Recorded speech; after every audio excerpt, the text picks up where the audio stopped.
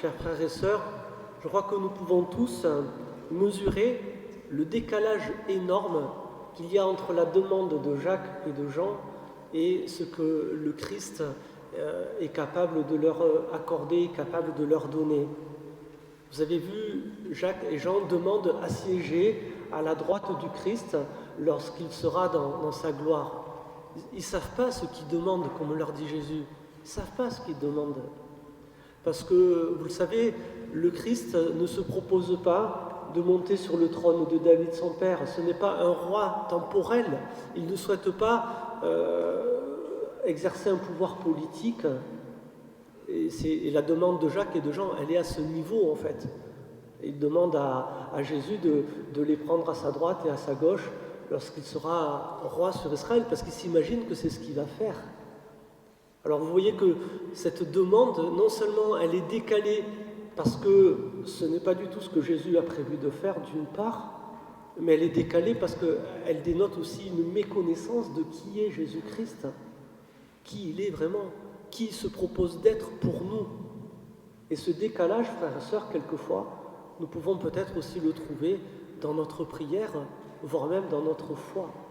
Est-ce que nous connaissons bien ce Jésus-Christ à qui nous nous adressons? Est-ce que nous sommes en capacité, le connaissant, d'accueillir ce que lui veut nous donner et peut-être pas quelquefois satisfaire nos caprices ou nos envies?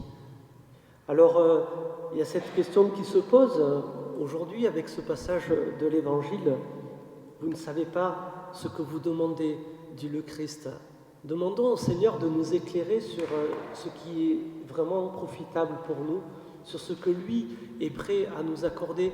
Vous savez, quand on prie notre Père, que ta volonté soit faite, est-ce que nous désirons vraiment que la volonté de Dieu s'accomplisse pour nos existences, pour nos vies, et pas seulement notre volonté à nous que nous imposons quelquefois à Dieu en espérant qu'il va résoudre tous nos problèmes ou satisfaire nos envies, nos besoins et nos désirs. Alors, vous le savez, le Christ, lui, il ne veut pas être roi sur Israël comme on le projette sur lui. Lui, le chemin qu'il va prendre, vous le savez, c'est le chemin de la croix. C'est mon montée à Jérusalem, d'être maltraité par les Juifs de l'époque, d'être bafoué, d'être insulté, d'être flagellé, battu et d'être crucifié, comme nous le rappelle le crucifix qu'on a sur le maître-autel au fond de l'église. Voilà le chemin que le Christ va prendre. Le Fils de l'homme n'est pas venu pour être servi, nous rappelle le Christ, il est venu pour servir et donner sa vie en rançon pour la multitude. C'est ça, le baptême dont parle le Christ, le baptême, la coupe qu'il va devoir boire et le baptême dans lequel il va être plongé, c'est le baptême de sa passion pour l'humanité. Et c'est le chemin que le Christ a choisi pour nous montrer, au cas où nous en douterions encore, toute la grandeur, la profondeur, la hauteur de l'amour de Dieu pour toute l'humanité, pour la multitude. Ne la restreignons pas trop, cette multitude, s'il vous plaît. Laissons-la ouverte au regard de Dieu, comme Dieu souhaite la regarder ouverte. Voilà ce que le Christ est venu manifester parmi nous. Alors nous ne sommes peut-être pas appelés à prendre le même chemin que lui. Nous ne sommes peut-être pas appelés à traverser les mêmes épreuves que le Christ, à donner notre vie, à être crucifié, je vous rassure, frères et sœurs. Mais le Christ nous donne un chemin à suivre, même si nous n'allons pas prendre exactement le même chemin que lui, celui de la passion. Le Seigneur nous indique un chemin pour le suivre aussi, fidèlement, aujourd'hui encore. Et ce chemin, c'est celui du service. Celui qui veut être le plus grand parmi vous, nous dit Jésus-Christ, sera votre serviteur. Celui qui veut être le plus grand sera l'esclave de tous. C'est ce chemin du service que le Seigneur nous propose de vivre encore aujourd'hui.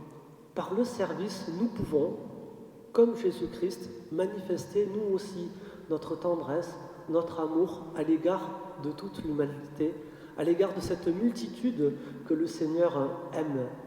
Alors, en bon disciple de Jésus-Christ, demandons au Seigneur de nous éclairer sur tous les services que nous pouvons rendre aujourd'hui encore et qui vont manifester cet amour de Dieu pour son peuple.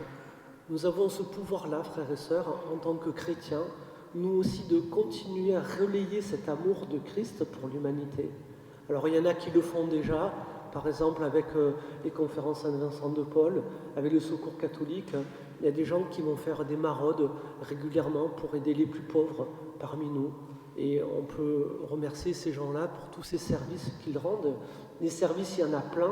Vous savez, dans la paroisse, ça ne manque pas. Eh bien, j'espère que chacun de nous pourra trouver le service qui lui convient pour continuer à manifester cet amour de Dieu pour l'humanité. Amen.